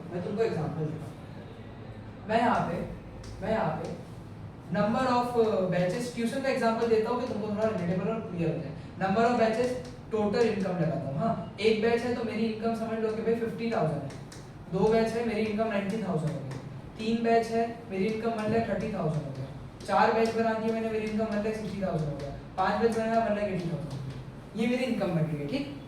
तो अब जो है, अब मैं बना रहा हूँ मार्जिनल इनकम। पहले वाले में ऐसा कुछ नहीं होता, एक बैच तो ठीक है। मार्जिनल का क्या मतलब होता है, एक और बैच बढ़ाने से मेरी इनकम में कितना बढ़ा। मार्जिनल इनकम की मार्जिनलिटी समझ रहा हूं मैं। तो मार्जिनल इनकम का मतलब मार्जिनलिटी बताती है एक और अगर आप बैच बढ़ाते हो तो आपकी इनकम कितनी बढ़ती है। अगर मैं मार्जिनल इनकम बोल रहा हूँ तो increase in income due to increase in 1 unit of something ऐसा बोला जाता है। तो एक बैच बढ़ाया तो मेरी इनकम 40 के बढ़ी, तो दिस इज मार्जिनल इनकम। एक और बैच बढ़ाया तो मेरी इनकम वापस 40 के बढ़ी, बहुत अच्छी बात है। एक और बैच बढ़ाया 30 के बढ़ी, एक और बैच बढ़ाया 20 के बढ़ी, तो ये मार्जिनल इनकम है। तो टेक्निकली नेट डिफरेंस होता है Exactly. दोनों का। तो नेट डिफरेंस है ये। बस मार्जिनल वर्ड बहुत जरूरी है समझना, क्योंकि मार्जिनल वर्ड पूरे 11 पूरे 12th में आने वाला है, तो ये समझना बहुत जरूरी है। Marginal revenue, marginal demand, marginal supply, marginal सब कुछ, तो ये आने वाला है। तो मार्जिनल अपॉर्चुनिटी कॉस्ट का क्या मतलब है कि आपको क्या करना पड़ा, एक बटर बनाने के लिए, इसको बटर के सेंस में समझते हैं, एक और बटर बनाने के लिए कितने गन्स का सेटिस्फेक्शन करना पड़ा, सॉरी कितने गन्स का त्याग करना पड़ा, एक। इसका त्याग का कोई अच्छा वर्ड बताओ ना इंग्लिश में, सैक्रिफाइस, वही नहीं आ रहा मुझे। तो एक और ये बटर बनाने के लिए कितने गन्स का सैक्रिफाइस करना पड़ा, एक का। तो यहाँ पे जब तक एक केस होता है तो वहां पे एमओसी नहीं होता है, वहां पे कोई सैक्रिफाइस ही नहीं था। अब यहाँ पे एक और बढ़ाने के लिए एक का सैक्रिफाइस करना पड़ा, यहाँ पे एक और बढ़ाने के लिए कितने का सैक्रिफाइस करना पड़ा, 2 का। तो marginal opportunity cost, opportunity cost तो क्या होता है, सैक्रिफाइस ही होता है। तो यहाँ पे मुझे 2 गन सैक्रिफाइस करने पड़े एक और बटर बढ़ाने के लिए, तो मुझे बटर तो मिला लेकिन मेरी अपॉर्चुनिटी कॉस्ट क्या है, 2 गन्स इस स्टेज पे, ठीक है। इस स्टेज पे मुझे बटर तो मिला लेकिन मेरी मार्जिनल कॉस्ट क्या है, 2 गन्स है। फिर इसके बाद एक और बटर बढ़ाया तो मेरी मार्जिनल अपॉर्चुनिटी कॉस्ट क्या हो गई, 3 गन्स हो गई। एक और बटर बढ़ाया तो मेरी मार्जिनल अपॉर्चुनिटी कॉस्ट क्या हो गई, 4। एक और बढ़ाया तो 5, एक और बढ़ाया तो 6, तो वही सारे नंबर, ठीक है। ये नंबर्स अपने आप में मैथमेटिकली ऐसे फ्रेम किए गए हैं 0 1 2 3 4 5 6 ही आएगा, क्योंकि यहाँ पे 21 लिया है, स्टार्टिंग 21 ही लेना, और 21 से माइनस करते जाओगे ना तो तुम 6 माइनस करोगे 0 पहुंचोगे, नेगेटिव तक नहीं पहुंचोगे। नेगेटिव तो यार लॉजिकल नहीं लगता ना, गन्स नेगेटिव बनने पॉसिबल ही नहीं, तो ऐसे ही नंबर लिए गए, तो ये ऑटोमेटिकली याद हो जाता है। अब देखो तो इसमें ही तक लेना होता है ना केस, क्या चीज, तक लेना होता है। हाँ उससे ज्यादा नहीं लेना, बस एमआरटी के बारे में थोड़ी देर में समझाते हैं। चलो अब क्या किया, अब देखो ये गन्स है, ये बटर है, इसको एक्स ले लो, वाई ले लो, इसको एक्स ले लो, वाई ले लो, कोई तकलीफ नहीं, कैसा भी बनाओ। हमने बटर इधर लिया, गन इधर लिया है, मुझे ऐसा कर्व देखने मिला, मुझे कैसा कर्व देखने मिला, एक इस तरीके का कर्व देखने मिला। हमेशा ऐसा ही होता है। हाँ पीपीएफ का मोस्टली ऐसा ही होता है, क्योंकि रिसोर्स लिमिटेड है। एक चीज जैसे जैसे बढ़ेगी, जैसे जैसे एक चीज बढ़ेगी तो दूसरी चीज कम हो जाएगी, जो इसमें एविडेंट है, समझे। तो ये कर्व है पीपीएफ का, तो ये बोला जाता है इसको। अब देखो, if the economy uses all the resources to produce only 2 guns, only guns, तो maximum number 21 units of gun मिल गया और बटर नहीं मिला। और अगर रिसोर्सेज, समझ रहे हो कि अगर इकोनॉमी के जितने रिसोर्सेज है, अगर आप गन बनाने के लिए यूज कर रहे हो तो आपको मैक्सिमम 21 यूनिट ऑफ गन मिलेगा, बटर नहीं मिलेगा। और सारे रिसोर्सेज अगर आप बटर बनाने के लिए यूज करते हो तो 6 यूनिट ऑफ बटर मिलेंगे, गन नहीं मिलेंगे। और बिटवीन में बहुत सारी पॉसिबिलिटीज है। और जो ये कर्व बनाया है ABCDEFG का joining curve, this curve is known as PPF, PPC, और production possibility boundary, transformation boundary, transformation frontier, transformation curve, जो भी जितने नाम है सारे, तो इसी कर्व को बोला जाता है। और AG, द पॉइंट AG यही बता रहा है maximum limit of the production of guns and butter. इस लिमिट के बाहर में, अंदर में और कहीं पे तो पॉसिबिलिटी है ही नहीं, तो आप आपके रिसोर्सेज से इतना कर सकते हो। और फिर देखो, अब तो माइंड वाले बच्चों को मुझे नहीं लगता कि समझाना पड़ेगा कि 1.5 पे जो है 19.5 ऐसा कुछ नंबर मिल सकता है, वो अपने आप को समझ आता है, हो जाएगा बस। तो ये फिर marginal opportunity cost, MOC, MOC refer to number of unit of, बहुत ध्यान देना डेफिनेशन में, MOC refer to number of units of a commodity sacrificed to gain one additional unit of another commodity. एक कमोडिटी को पाने के लिए दूसरी कमोडिटी कितनी सैक्रिफाइस की, उसी को क्या बोलते हैं, एमओसी बोलते हैं। इस भाषा में, इनकी एग्जाम्पल की भाषा में, एक बटर पाने के लिए कितना गन सैक्रिफाइस करना पड़ा, उसी को हम क्या बोलते हैं, उसी को क्या बोलते हैं, एमओसी। तो एक सेकंड ऊपर जाओ टेबल पे, अच्छा ये भी है बस, ठीक है। एमआरटी में बस रेशियो, एमआरटी अभी तक हमने नहीं डिस्कस किया, एमआरटी याद पड़ेगी, मार्जिनल रेट ऑफ ट्रांसफॉर्मेशन, वो आगे नहीं। तो ये होगा why increasing MOC operate, MOC बढ़ क्यों रहा है, यानी कि एक एडिशनल यूनिट बनाने के लिए, फॉर एग्जांपल पहले केस में एक बटर बनाने के लिए एक गन गया, तो एक और बटर बनाने के लिए एक और ही गन जाना चाहिए ना नॉर्मली, तो ये सैक्रिफाइस बढ़ क्यों रहा है, ये जो मार्जिनल अपॉर्चुनिटी कॉस्ट है, व्हाई दिस ऑपरेट, ये इंक्रीजिंग क्यों है, तो इंक्रीजिंग एमओसी आ रहा है क्योंकि फैक्टर ऑफ प्रोडक्शन की जो प्रोडक्टिविटी और एफिशिएंसी होती है ना, वो कम होती है जैसे जैसे आप उसको शिफ्ट करते हो। जैसे फॉर एग्जांपल एक इकोनॉमी सिर्फ 2 गुड बनाती है, गन और बटर। एक वर्कर को मैंने क्या बोला है, गन बनाने के लिए बोला है, जो उसके लिए बेस्ट सूटेड है। पर अगर उनको गन का प्रोडक्शन कम करना है और बटर का प्रोडक्शन बनाना है, तो वर्कर को ट्रांसफर करना पड़ेगा बटर के लिए। पर वो जितना अच्छे से गन बना बना सकते हैं, उतने अच्छे से बटर बना सकते हैं क्या? नहीं बना सकते।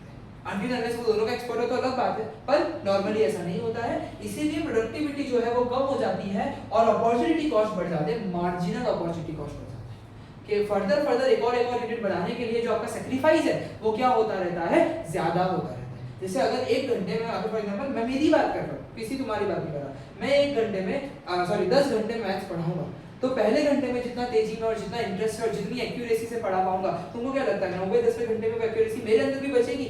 फिर क्या होगा, सम जरूरत होने भी चालू हो सकते हैं। तो ये क्या है, एफिशिएंसी कम हो जाती है। तो क्योंकि समय के साथ साथ प्रोडक्टिविटी कम हो जाती है, और अगर अब मेरे को लैंग्वेज पढ़ाने भेज देंगे तो क्या होगा, यानी कि पूरी की पूरी प्रोडक्टिविटी की हाँ तो वही हो रही थी। चलो यार ये तो एकदम ही क्लियर हो गई। चलो, marginal rate of transformation MRT है ना। मार्जिनल रेट ऑफ ट्रांसफॉर्मेशन का सिंपल मतलब है delta unit sacrificed upon delta unit gain, मतलब कितना यूनिट सैक्रिफाइस किया बदले में कितना यूनिट गेन किया। तो बेसिकली एमआरटी जो है वो रेशियो है of the number of unit sacrifice to gain additional unit of another commodity, कि एक कितनी कमोडिटी गन की सैक्रिफाइस की मैंने जिससे मुझे और एक बटर मिले, यानी कि दूसरे कमोडिटी का एक और यूनिट बनाने के लिए पहली कमोडिटी का कितना सैक्रिफाइस हुआ, वही है मार्जिनल रेट ऑफ ट्रांसफॉर्मेशन। क्योंकि कहीं ना कहीं गन से बटर बन रहा है ना, ऐसा बोला जा सकता है ना, गन में से बटर बन रहा है, तो वो MRT marginal rate of transformation जो है वो बनना पड़ता है। और यहाँ पे अगर तुम पीपीएम का स्लोप निकालते हो वो भी एमआरटी देगा तुमको। मुझे लगता है ये बात तुमको बहुत ज्यादा ही अच्छे से समझ आएगी कि उसका स्लोप जो है वो क्या देगा तुमको, एमआरटी देगा, मार्जिनल रेट ऑफ ट्रांसफॉर्मेशन देगा। तो तुम यहाँ पे देख सकते हो पहले केस में कुछ नहीं था, एक बटर गेन करने के लिए एक तो कोऑर्डिनेट्स है उसके टेक्निक एग्जैक्टली, तो 0,21 ऐसे ऐसे करके है, ठीक है। एक यूनिट यहाँ बढ़ाने के लिए, एक गेन करने के लिए एक सैक्रिफाइस करना पड़ा। तो इसका फार्मूला होता है आपको सैक्रिफाइस अपॉन गेन का, रेशियो है सैक्रिफाइस इज टू गेन का। तो एक गन सैक्रिफाइस हुई एक बटर बनने के लिए, फिर 2 गन सैक्रिफाइस हुई एक बटर बनने के लिए, 3 गन सैक्रिफाइस हुई एक बटर बनने के लिए, तो 3G:1 3 gun is ratio two 1 butter. 4 sacrifice हुआ एक बनने के लिए, 5 सैक्रिफाइस हुआ एक बनने के लिए, 6 सैक्रिफाइस हुआ एक बनने के लिए। तो ये क्या है, एमआरटी है। ये क्या है, एमआरटी है, मार्जिनल रेट ऑफ ट्रांसफॉर्मेशन है। समय देना पड़ता है पीपीएफ में, अभी भी खत्म नहीं हुआ है, उसकी प्रॉपर्टीज है अभी, पर अच्छा टॉपिक है। क्लियर हुआ, इंटरेस्टिंग है या नहीं है? ग्राफ ऐसे मतलब मेरे को लगता है कि लॉजिक से पूरा समझ आ जाता है, तो मतलब इंटरेस्ट आना चाहिए। और ये अगर तुम आईबी में भी इकोनॉमिक्स लेते ना तो यही पढ़ते हैं, ये एकदम डिट्टो सेम उन लोगों को भी पढ़ाने वाला है, बस उनकी बुक अलग है, कुछ नहीं। तो ये हुआ एग्जांपल और एमआरटी दिखा दिया, अभी बता दिया। कभी हमारी क्लास 7 में ले सकते हैं? हाँ कभी करूंगा। नहीं यार पाल वाला खुश हो, मतलब दुखी हो गया फिर। ठीक है, क्या हो गया? मेरी तो बेस्टी है। हाँ बैठाऊंगी ना इधर अपने बीच में। मैं एकदम जाने तो वीडियो चालू है, वरना कुछ ना कुछ बोलता कि बीच में आने का बहुत शौक है कुछ बच्चों को, पर ठीक है चलो। Characteristic of property of PPF. Best friend है क्या तेरी? हां ओके यार सर ऐसा मत बोलो, फिर चलो। बाद में से करेगी नहीं बात। अरे यार हाँ जाने तो बहुत सारी बातें मेरे पास है जो पीछे पीछे से सुनने में आती है, पर ठीक है, सर फिर उनके लिए वो वाला साइड कॉम्प्लेक्स का यादगार नहीं रहेगा। तो पीपीएफ हाँ सर अभी ऊपर IB वाले में सर एक नहीं ही- घूम पाएंगे यार। आईबी में एक ही यूको होता है, हाँ उनमें तो उसमें करवाते क्या है, ये तो में क्या आता है? यही माइक्रो आता है, बाकी जो स्टैटिस्टिक्स है ना वो एआई मैथ्स के अंदर आ जाता है। ऊपर रख HL लीजिए में। ना। दोनों में मिक्स रहता है, एसएम में भी रहता है, एचएम में भी रहता है। इसलिए नहीं पढ़ना है। उनको थोड़ा एआई मैथ ज्यादा है और उनके इकोनॉमिक्स थोड़ा ज्यादा डेप्थ है, बस ये सारे तो सेम है और कुछ। ऊपर से तुम लोगों का वो है 11th में इकोनॉमिक्स उनका डेप्थ है, तुम्हारा नहीं है। और 12th में 12th में भी उन्हीं का डेप्थ है, इको उनका ही डेप्थ है एक्चुअली, इको डेप्थ है उनका। बाकी जैसे मैथ्स है ना वो तुम्हारा डेप्थ है। अप्लाइड मैथ हाँ वो तुम्हारा डेप्थ है, वो तुम्हारा डेप्थ है। पीपीएफ स्लोप डाउनवर्ड, ये देखो तुमने देखा ना कि मैं नीचे चला गया, क्या हुआ यहाँ पे नीचे चला गया, तो सारे पॉसिबल कॉम्बिनेशन दिखा दिए with the available resources and technology. और अगर एक गुड को ज्यादा बनाओगे तो उसको रिसोर्सेज को उस गुड से दूसरे गुड में ट्रांसफर करना पड़ेगा, यही है। तो इनवर्स रिलेशनशिप है between the change of quantity of one commodity and change in quantity of the another commodity. एक कमोडिटी बढ़ रही है तो दूसरी कमोडिटी घट रही है, तो because of the inverse relationship इसका स्लोप जो है डाउनवर्ड है फ्रॉम लेफ्ट टू राइट। ये वर्ड लिखना, PPF slope is downward from left to right, left to right में नीचे जा रहा है। और कॉनकेव होता है, ये कॉनकेव शेप का होता है। कॉनकेव मिरर जो तुम पढ़ते थे वही है ये, कॉनकेव मिरर होता है। देखो ये कॉनकेव मिरर है ना, याद करो। इसमें फिजिक्स आ गया। हाँ, तो कॉनकेव टू द ओरिजिन बोला जाता है। तो पीपीएफ इज कॉनकेव शेप क्योंकि एमआरटी बढ़ रहा है, एमआरटी बढ़ रहा है तो सेक्रीफाइस ज्यादा है एज कंपेयर टू गेन, और सेक्रीफाइस के ज्यादा होने से ये ऐसा शेप बनता है। अगर गेन ज्यादा होता ना तो ऐसा बनता, अगर गेन ज्यादा होता तो ऐसा बनता, और सेक्रीफाइस ज्यादा है तो ऐसा बन रहा है। कहानी ऐसी है। तो why PPF is concave shape because of increasing MRT, या इंक्रीजिंग एमओसी और एमआरटी बोल सकते हो, दोनों बात एकदम सही है। Whether economy will always operate on PPF, तो ये ध्यान देना चाहिए कि पीपीएफ ये नहीं बताता है कि इकोनॉमी कहाँ ऑपरेट करती है। मतलब पीपीएफ में ये बात नहीं बताई हुई है कि जो इकोनॉमी है वो 21.0 पे है, 06 पे है, के बीच के कोई ऑप्शन पे। मतलब इकोनॉमी कहाँ काम करती है, इकोनॉमी इतने पॉसिबल कॉम्बिनेशन में से कौन सा कॉम्बिनेशन बनाती है वो पीपीएफ कभी शो नहीं करता। तो ये उसका लिमिटेशन है। तो exact point of operation depend करता है how well the resources of the economy are used. तो इकोनॉमी पीपीएफ पे तभी काम करेगा जब रिसोर्सेज फुल्ली एफिशिएंटली यूटिलाइज होंगे, और इकोनॉमी पीपीएफ के कोई पॉइंट पे अंदर पे कब काम करेगा ये हम आगे समझेंगे। ये खैर भी आगे की बात है, ये जो है आगे की बात है। 2 मिनट का माइंड ब्रेक ले लो। सॉरी, पर क्या हुआ था ना कि पीपीएफ जो है, जैसे हमारा सवाल है कि इकोनॉमिक्स जो है पीपीएफ पे काम करती है या नहीं करती है। यानी कि अब मेरी ना बात सुनो, ये ग्राफ है, ये पीपीएफ के इनसाइड है, पीपीएफ के आउटसाइड है, ये पीपीएफ पे काम करता है। आउटलायर।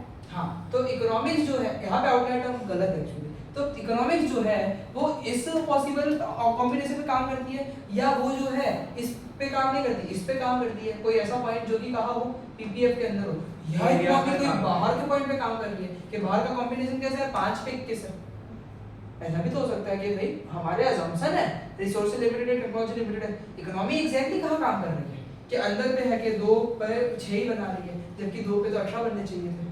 तो यानी कि ये सारी चीजों को समझना पड़ता है। तो ये लोग ये कह रहे हैं कि ऑपरेशन कहाँ हो रहा है वो डिपेंड करता है किस पे, कि इकोनॉमी अगर पीपीएफ पे काम कर रही है इस पॉइंट पे, मतलब इस कर्व के कोई भी पॉसिबल कॉम्बिनेशन, यानी एक ऐसा पॉसिबल कॉम्बिनेशन जो इस कर्व पे लाई करता है ऐसे कोऑर्डिनेट्स, तो इसको बोलते हैं कि operating on PPF. On word आता है तब होगा जब रिसोर्सेज फुल्ली एफिशिएंट होंगे और यूटिलाइज अच्छे से होंगे, और इकोनॉमी जो है ऑपरेट करेगी at any point inside the PPF. इसमें से कोई भी पॉसिबल कॉम्बिनेशन बना के रखा होगा, कब, जब रिसोर्सेज फुल्ली और एफिशिएंटली यूटिलाइज नहीं हो रहे, और इकोनॉमी जो है इसके बाहर नहीं जा सकती क्योंकि वो अनअटेनेबल है with the available productive capacity. एक बार आप फर्स्ट और थर्ड पॉइंट मैं वही पूरा आप सवाल है ये पूछ रहा हूं।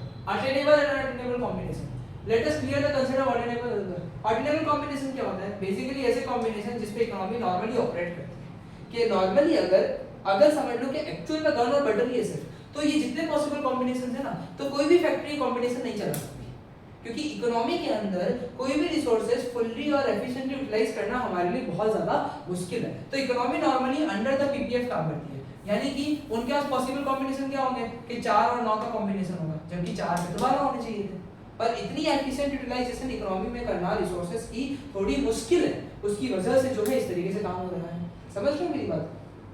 तो नॉर्मल इकोनॉमी जो है वो अंदर में काम करती है। 2 चीज हो सकती है भाई, या तो अगर पूरा यूटिलाइज हो गया तो इस पे आ जाए, A B C D E F कोई पॉइंट पे आ जाए, और अगर ऐसा नहीं है तो फिर जो है इनएफिशिएंट यूटिलाइजेशन ऑफ रिसोर्सेज है अगर, तो बाहर आ जाएगी पॉइंट डी पे। समझ आया कि इनएफिशिएंट यूटिलाइजेशन है रिसोर्सेज का, तो यहाँ पे ई पे आ जाएगा। और यही हमारे पास अनअटेनेबल कॉम्बिनेशन होता है कि अगर अवेलेबल रिसोर्सेज इतने हैं ना, तो इसके बाहर जाना, मतलब ऐसे कोई पॉइंट पे पहुंचना इकोनॉमी के लिए पॉसिबल जो है बिल्कुल भी नहीं है, क्योंकि हमारे पास रिसोर्सेज ही क्या है, इतने ज्यादा अवेलेबल नहीं है। रिसोर्सेज जितने मैक्सिमम थे पीपीएफ के अजम्पशन में आया था कि उतना पूरा यूटिलाइज हो गया, तो यहाँ से बाहर जाना हमारे लिए प्रैक्टिकली पॉसिबल नहीं है। इतना रीड करो एक बार,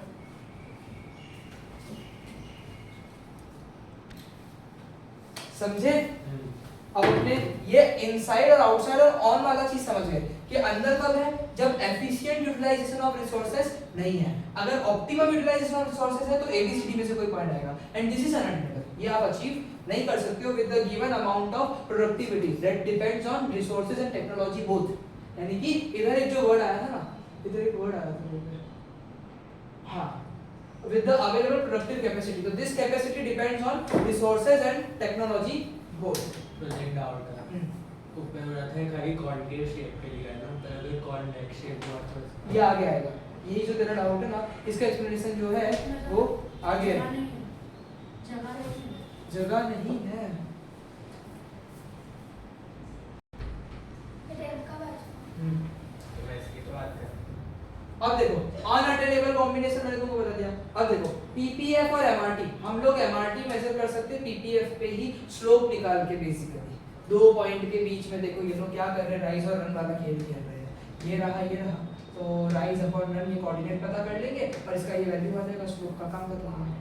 तो बेसिकली हम लोग एमआरटी जो है, मैंने बताया था पीपीएफ का स्लोप ही क्या है, एमआरटी है। तो एमआरटी हम लोग पीपीएफ से ही मेजर कर सकते हैं डायरेक्ट करके, और पीपीएफ कॉन्केव शेप है तो इसका स्लोप जो है ना ये एमआरटी में मेजर हो जाएगा आराम से, कोई प्रॉब्लम नहीं है। पर ये गलत नहीं हुआ, राइज और रन वाले में भी स्ट्रेट लाइन अप्रॉक्सीमेट है ना, क्योंकि कर्विंग का जो है, कर्विंग का जो है वो उसमें इंटीग्रेशन डिफरेंशिएशन लगता है, तो वो हमारे पास है नहीं, तो अप्रॉक्सीमेशन पे ही चलना पड़ता है। क्या पीपीएफ स्ट्रेट लाइन हो सकता है?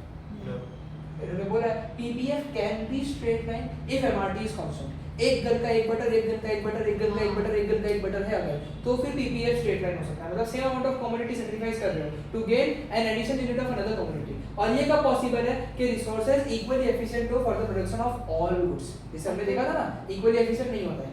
अगर है, जो कि मुश्किल होता है, पर अगर है तो पीपीएफ क्या हो सकता है, एक स्ट्रेट लाइन हो सकता है। अगर रेशियो हमेशा 2:1 है सब में तो भी हो सकता है। अभी देखो क्या पीपीएफ कॉन्वेक्स हो सकता है ओरिजिन के, ऐसा हो सकता है क्या? तो ये हो सकता है कब, जब एमआरटी डिक्रीजिंग हो, मतलब आपका सैक्रिफाइस जो है वो कम हो और गेन जो है वो क्या हो, ज्यादा हो। कॉन्केव कब आया था, मैंने तुमको बताया भी था, ऐसा कब आया था, जब सैक्रिफाइस जो है ज्यादा है, गेन कम है। अगर गेन ज्यादा हो, सैक्रिफाइस कम हो, तो आपका पीपीएफ ऐसा बन सकता है, कॉन्वेक्स टू द ओरिजिन भी बन सकता है। इनवर्स रिलेशन का भी तो हाँ, इनवर्स रिलेशन तो हमेशा ही होता है, इसीलिए नीचे जा रहा है, डाउनवर्ड कर्व है इनवर्स रिलेशनशिप की वजह से, कॉनकेव है कन्वेक्स। वही ना कि गुड वाई कम हुआ तो गुड एक्स बढ़ेगा। हाँ बस, मतलब एक पॉइंट रहता है कॉनकेव शेप, मतलब इनका शेप, और दूसरा पॉइंट रहता है डाउनवर्ड स्लोप। हाँ डाउनवर्ड स्लोप का पॉइंट है इनवर्स हाँ, रिलेशन, और left to right downward slope है। हाँ। और due to the inverse relationship left to right downward slope है, और concave shape, इंक्रीजिंग एमआरटी की वजह से कॉनकेव टू द और ओरिजिन। डिक्रीजिंग कारण कॉन्वेक्स है, हाँ। और स्ट्रेट कांस्टेंट। बस एमआरटी कांस्टेंट।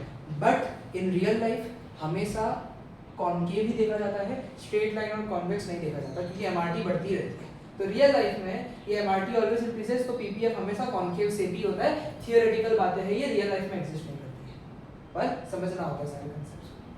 पीपीएफ और अपॉर्चुनिटी कॉस्ट, ये भी पता करने वाली बात है भाई, कि अपॉर्चुनिटी कॉस्ट जो है वो भी हमें पता है कि of a product is the alternative that must be given up to produce the product. PPF बताता है अपॉर्चुनिटी कॉस्ट का भी कंसेप्ट। अपॉर्चुनिटी कॉस्ट बता रहे हैं कि जैसे जैसे बटर बढ़ा रहे हैं वैसे वैसे गन क्या हो रहा है, फ्यूअर हो रहा है। जैसे देखो एक बटर बनाने के लिए 5 गन कम हो गया, तो अपॉर्चुनिटी कॉस्ट भी तुम लोग यहाँ से जो है आराम से देख सकते हो, कोई प्रॉब्लम नहीं है।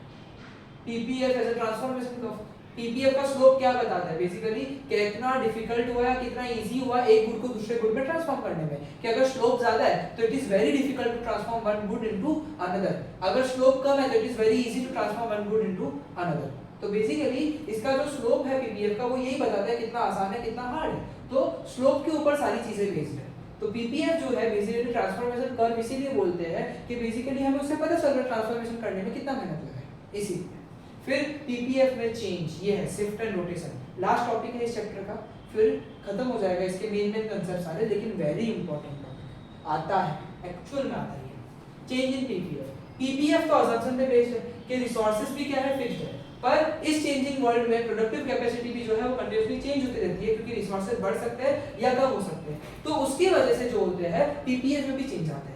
तो पीपीएफ के चेंज से हमें ये पता चलता है कि आइदर आपकी प्रोडक्टिव कैपेसिटी इकोनॉमी की बढ़ी है या तो क्या हुई है, कम हुई है, उसी को हमें समझना है। तो हम लोग दो तरीके से चेंज को समझते हैं, एक शिफ्ट में समझते हैं और एक रोटेशन समझते हैं। जब रिसोर्सेज और टेक्नोलॉजी आराम से समझते हैं, शिफ्ट और रोटेशन में मेन फर्क समझ देता हूँ। दोनों गुड्स की अगर कैपेसिटी रिसोर्सेज, मतलब ऐसे रिसोर्सेज इंक्रीज हुए जो दोनों गुड को फायदा देंगे, रिसोर्सेज बड़े हैं जिससे दोनों गुड को फायदा होने वाला है, तो तुम्हें एक बात बताओ, इसका भी जो है यहाँ पे आ जाएगा क्योंकि बढ़ गया ना इसका प्रोडक्शन, और इसका भी क्या हो गया, यहाँ पे आ गया। तो पीपीएफ अब ऐसा बन जाएगा। तो दिस इज लिटरली शिफ्ट, कि वहां से शिफ्ट कर दिया बाहर की तरफ में। तो शिफ्ट और रोटेशन तुम पढ़ रहे हो ना, ट्रांसलेट कर, हाँ एनलार्जमेंट भी है काइंड ऑफ, है ना, ओरिजिन ही उसका सीओ ही है, अगर तुमको तुम्हारी भाषा में समझ। तो इसमें देखो शिफ्ट में हमारी भाषा नहीं रही, नहीं पर समझ तो तुमको तुरंत आ जाएगा। समझ गया। हाँ, तो शिफ्ट में क्या है कि प्रोडक्टिव कैपेसिटी में चेंज आ रहा है with respect to both the goods. Shift कब होता है जब दोनों गुड बढ़े या दोनों गुड की प्रोडक्टिव कैपेसिटी कम हो जाए, और रोटेशन कब होता है जब एक ही का हो। पहले ग्राफ समझो फिर थ्योरी पढ़ेंगे। दोनों का बढ़ गया, ठीक है, दोनों का घट गया, ठीक है। अब शिफ्ट में क्या होता है, सिर्फ इसका घटा या इसका बढ़ा तो रोटेशन नहीं है, इसमें कोई चेंज नहीं है, इसके लिए everything is constant. But for this butter only one में होता है तो रोटेशन बोलते हैं। इधर आ गया तो भी देखो रोटेशन है, इधर आ गया तो भी रोटेशन है। और अगर समझ लो गन का चेंज हुआ, बटर कांस्टेंट है, तो इधर आ गया तो भी रोटेशन, इधर आ गया तो भी रोटेशन। तो शिफ्ट होता है दोनों गुड्स में चेंज आना, रोटेशन होता है एक ही गुड में चेंज आना। अब थ्योरी पढ़ते हैं। राइटवर्ड शिफ्ट इन पीपीएफ, जब भी टेक्नोलॉजी का एडवांसमेंट अपग्रेड कभी-कभी होता है, अपग्रेडेशन हो जाता है और रिसोर्सेज की बहुत ज्यादा ग्रोथ हो जाती है ना दोनों गुड्स के पर्सपेक्टिव से। ऐसा टेक्नोलॉजी एडवांस हुआ जो सिर्फ एक गुड को फायदा कर रहा है तो वो शिफ्ट नहीं कहलाएगा। टेक्नोलॉजिकल एडवांसमेंट, हाँ वो रोटेशन हो जाएगा। टेक्नोलॉजिकल एडवांसमेंट दोनों गुड्स के लिए होना चाहिए। तो दोनों गुड्स के लिए अगर टेक्नोलॉजिकल एडवांसमेंट हुआ, टेक्नोलॉजिकल अपग्रेडेशन हुआ, दोनों रिसोर्सेज, दोनों गुड के रिसोर्सेज बढ़े, तो पीपीएफ जो है वो राइट साइड में शिफ्ट हो जाता है। और ये होना इकोनॉमी के लिए बहुत अच्छी बात है क्योंकि पॉसिबिलिटीज है ना, प्रोडक्शन पॉसिबिलिटी। हम लोग वर्ड तो समझ लेते हैं लेकिन उसका मीनिंग डेप्थ में नहीं जानते। पीपीसी बोल रहे हो, पॉसिबिलिटी बोल रहे हो, तो ये पॉसिबिलिटीज है। अगर किसी इकोनॉमी में पॉसिबिलिटी ज्यादा है तो वो अटेन भी तो कर सकता है। तो यानी कि this is beneficial for the economy. ये फेवरेबल कंडीशन होती है इकोनॉमी के लिए। कब होती है, increase in growth of resources या फिर अपग्रेडेशन या एडवांसमेंट ऑफ टेक्नोलॉजी होता है, तब ये राइट साइड में शिफ्ट हो जाता है कि अब हम और ज्यादा प्रोड्यूस कर सकते हैं। ये मेन कहानी है। और फिर देखो ग्रोथ ऑफ रिसोर्सेज कब होता है, जब नए नेचुरल रिसोर्सेज मिलते हैं, फॉरेन कैपिटल आता है, लेबर फोर्स बढ़ जाता है। और क्वालिटी ऑफ रिसोर्सेज कब बढ़ता है, और जब स्किल डेवलपमेंट होता है ह्यूमन रिसोर्सेज का, जैसे वो करते हैं ना प्रधानमंत्री कौशल विकास योजना, इन सब में ट्रेनिंग दी जाती है लोगों को काम करने के लिए, ऐसा। और फिर स्वच्छ भारत मिशन और इंप्रूव्ड हाइजीनिक एनवायरनमेंट जो है, ये सब भी क्यों होता है, due to clean India mission. ये रियल लाइफ की वो बात है बस। उसके बाद लेफ्टवर्ड शिफ्ट कब होता है, जब आपकी टेक्नोलॉजी का डिग्रेडेशन हो जाता है और डिक्रीज हो जाता है रिसोर्सेज का। तब जैसे अर्थक्वेक आ गया तो पूरा प्रोडक्शन कैपेसिटी कम हो जाएगा, यानी कि तब जो है ये लेफ्ट में शिफ्ट कर जाता है और ये इकोनॉमी के लिए अच्छी बात नहीं है। और अनएम्प्लॉयमेंट में इसका बहुत रोल होता है। चलो रोटेशन, तुम्हें पता है कि अगर प्रोडक्टिव कैपेसिटी बढ़ रही है सिर्फ एक ही गुड के लिए तो रोटेशन देखने मिलता है कि भाई देखो यहाँ पे इसके लिए ही कम हुआ तो इधर आया, बढ़ गया तो इधर आया, इसके लिए कम हुआ तो इधर आया, बढ़ गया तो इधर आया। समझे, ये रोटेशन है। मुझे नहीं लगता कि इसमें कुछ वैसा कुछ खास है। ये तो ओवर कुछ रटना नहीं है ना, समझना है, ऑन वर्ड्स में लिखना है। मतलब ये हाँ। पता चलेगा अब इसमें इसका कुछ नहीं रटूंगी। ये ओवरव्यू तुम्हारे लिए है। पढ़ लूंगी पर हाँ, इसमें कुछ याद नहीं, नहीं करना ना, ठीक है, नहीं। बस पता है कि इनवर्ड आउटवर्ड शिफ्ट बस। ये जो है 2 मार्क 3 मार्क के सवालों के लिए बहुत अच्छे क्वेश्चन है।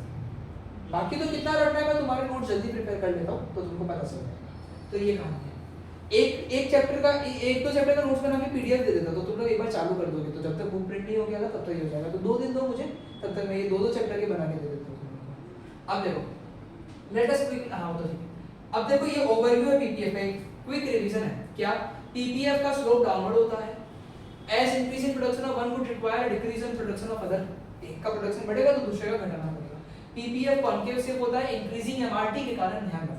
और पीपीएफ ट्रांसफॉर्मेशन दिखाता है एक गुड का दूसरे गुड में, नॉट फिजिकली बट रिसोर्स से डाइवर्ट होता है। ऐसा थोड़ी गन का वैसे करके बटन बनाया, समझ पा रहे हो क्या कहना चाह रहा हूं? फिजिकली नहीं है ट्रांसफॉर्मेशन, बट रिसोर्सेज वहां पे एलोकेट हो गए तो इसलिए ट्रांसफॉर्मेशन कहते हैं। और पीपीएफ मैक्सिमम अवेलेबल पॉसिबिलिटी दिखाता है, बहुत अच्छा वर्ड आया, मैक्सिमम अवेलेबल पॉसिबिलिटी। तो एग्जैक्ट पॉइंट ऑफ ऑपरेशन जो है वो डिपेंड करता है कि रिसोर्सेज किस तरीके से यूटिलाइज हो रहे हैं। अगर ऑपरेट कर रहे हैं कोई इकोनॉमी पीपीएफ पे तो रिसोर्सेज फुल्ली और एफिशिएंटली यूटिलाइज हो रहे हैं। कोई अंदर के पॉइंट में अगर काम कर रहे हैं तो फुल्ली एफिशिएंटली यूटिलाइज नहीं हो रहे हैं और उसके बाहर में ऑपरेट नहीं कर सकती है, वो अनअटेनेबल है। आउटवर्ड शिफ्ट है, मतलब इधर से अगर इधर जा रहा है, इसका मतलब है वो अब और कमोडिटी बना सकती है जो पहले पॉसिबल नहीं था। तो unattainable point can be attend bye advancement of technology और ग्रोथ ऑफ रिसोर्सेज। तो जहां तक पहले नहीं पहुंच पा रहे थे वहां पे पहुंच पा रहे हैं शिफ्ट की वजह से। और इनवर्ड शिफ्ट जो है बीपीएफ का वो बताता है कि भाई उसकी कैपेसिटी थोड़ी सी कम हो गई है। अब ये जो सॉल्व प्रैक्टिकल्स है ना, ये रियली बहुत इजी है। इसको नहीं भी मैं तुमको बताऊंगा, तुम खुद भी रीड करोगे ना तो भी आ जाएगा तुमको। इनके ओवरव्यू इनका रिटर्न में काम होता है। तो हमारा चैप्टर 1 खत्म हो गया।